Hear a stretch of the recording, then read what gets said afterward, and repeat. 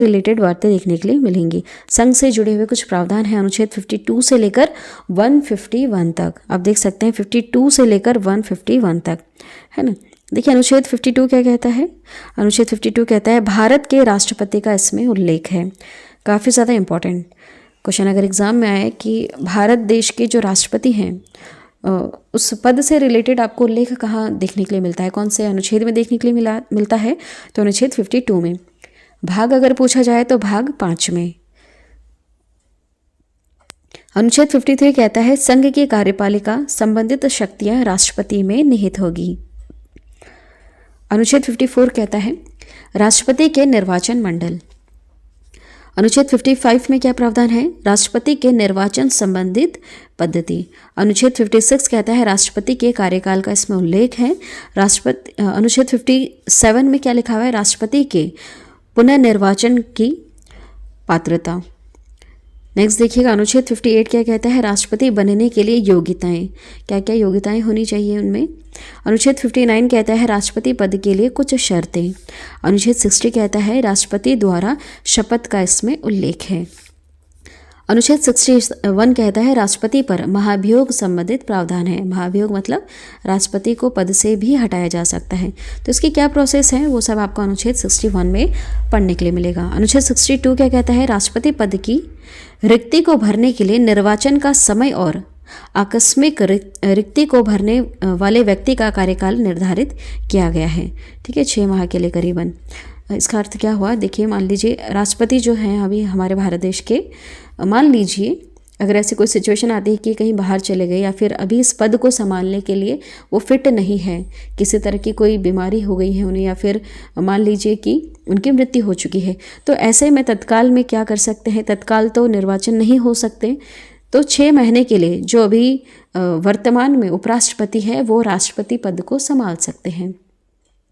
ठीक है, इस तरह से कुछ यहाँ पर प्रावधान देखने के लिए मिलता है अनुच्छेद 62 में।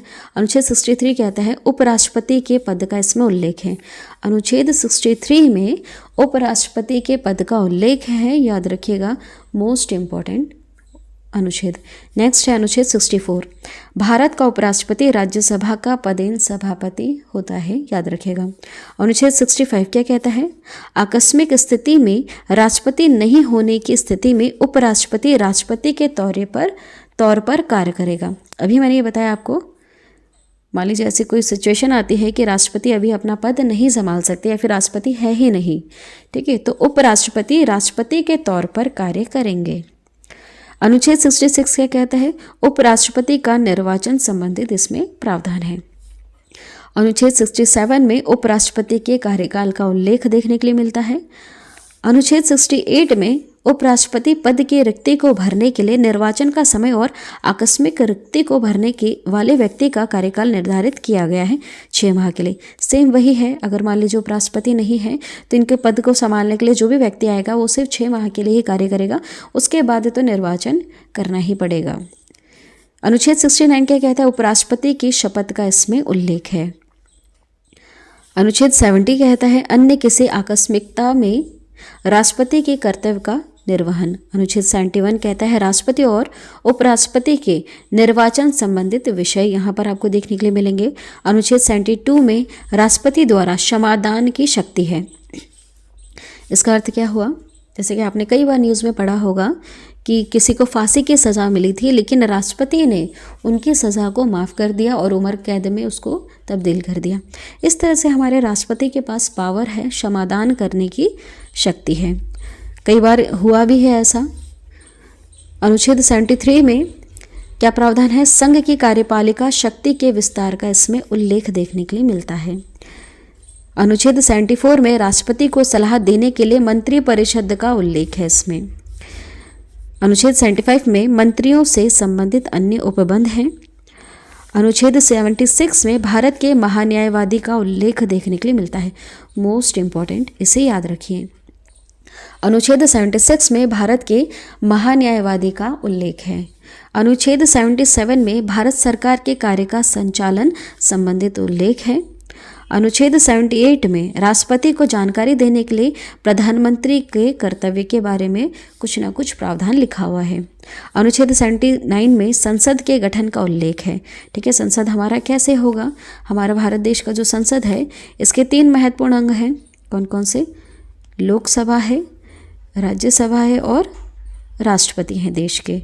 इससे मिलकर हमारा देश का जो संसद बना है वो कुछ इस प्रकार बना है। इस तरह से कुछ स्ट्रक्चर देखने के लिए मिलता है। लोकसभा, राज्यसभा और देश के राष्ट्रपति, ये इसके महत्वपूर्ण अंग हैं। और 2 सदन कौन से हैं? लोकसभा, राज्यसभा। अनुच्छेद 80 क्या कहता है? राज्यसभा का इसमें उल्लेख है, याद रखिए, वेरी इंपॉर्टेंट। अनुच्छेद 81 क्या कहता है? लोकसभा का उल्लेख। अनुच्छेद 80 में राज्यसभा का उल्लेख है, अनुच्छेद 81 में लोकसभा का उल्लेख है, याद रखिए। अनुच्छेद 82 क्या कहता है? प्रत्येक जनगणना के बाद सीटों का पुनः समायोजन।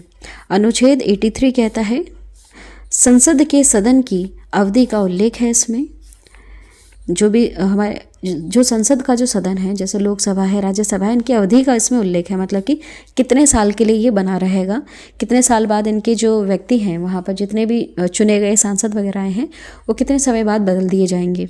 इस तरह से कुछ उल्लेख यहाँ पर लिखा हुआ है। अनुच्छेद 84 में संसद की सदस्यता के लिए योग्यता है। मतलब जो संसद का जो सदस्य बन रहा है उसमें क्या योग्यताएं होनी चाहिए? वह देश का नागरिक होना चाहिए, दिवालिया ना हुआ हो, मतलब डिस्टर्ब टाइप नहीं होना चाहिए। इस तरह से है। यहाँ पर ग्रेजुएशन की कोई बात नहीं कर रखी है, बस एज यहाँ पर निर्धारित कर रखी है। ग्रेजुएशन से कोई लेना देना नहीं है, बस मेंटली डिस्टर्ब नहीं होना चाहिए और देश का नागरिक होना चाहिए। क्रिमिनल रिकॉर्ड्स के बारे में भी यहाँ पर कुछ नहीं लिखा हुआ है, इसलिए आपने देखा होगा कि संसद या फिर जो भारतीय जो हमारा संसद है उसमें लोकसभा, राज्यसभा में आपको बहुत सारे ऐसे लोग भी देखने के लिए मिलेंगे। ठीक है। अनुच्छेद 85 में क्या लिखा हुआ है? संसद के सत्र, सत्रावहन और विघटन संबंधित इसमें उल्लेख है। संसद का सत्र कब कब लगेगा, कब इसको भंग किया जा सकता है, नहीं किया जा सकता है, वो सारी चीज़ें आपको अनुच्छेद 85 में देखने के लिए मिलेगी। अनुच्छेद 86 में राष्ट्रपति का संसद में अभिभाषण और संदेश भेजने का अधिकार है। हमारे जो राष्ट्रपति हैं वह बैठे बैठे संसद में वहाँ पर संदेश वगैरह भेज सकते हैं। अनुच्छेद 87 में राष्ट्रपति का विशेष अभिभाषण यहाँ पर उल्लेख देखने के लिए मिलता है। अनुच्छेद 87 में राष्ट्रपति का विशेष अभिभाषण। अनुच्छेद 88 में संसद के साधनों में मंत्री और महान्यायवादी के अधिकार के बारे में लिखा है। अनुच्छेद 89 में राज्यसभा का सभापति और उपसभापति का उल्लेख है।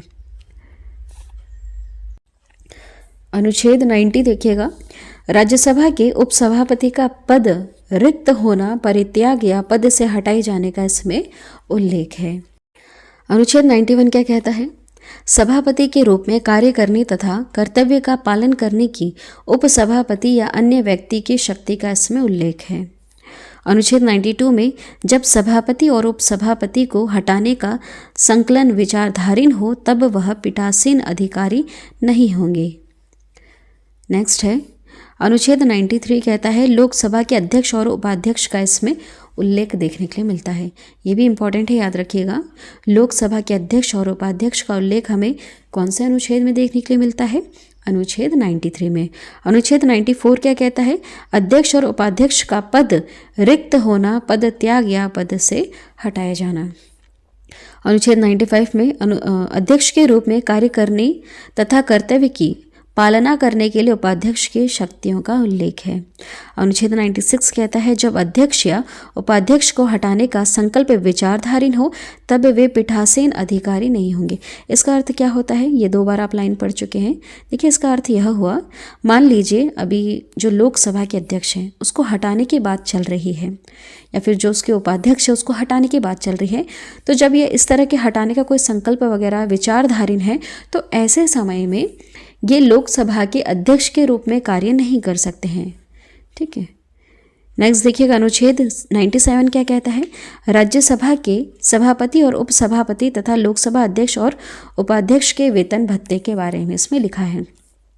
कितना वेतन मिलेगा, कब कब वेतन बढ़ेगा और भत्ते मतलब जो भी फैसिलिटीज़ वगैरह मिलती हैं, जो भी घर वगैरह इनको मिलते हैं, जो भी एक्स्ट्रा फैसिलिटीज़ वगैरह मिलती हैं, वो सारी चीज़ें यहाँ पर उल्लेखित हैं। यहाँ पर आपको इनका प्रावधान या वर्णन देखने के लिए मिलेगा। अनुच्छेद 98 क्या कहता है? संसद के सचिवालय का उल्लेख है इसमें। अनुच्छेद 99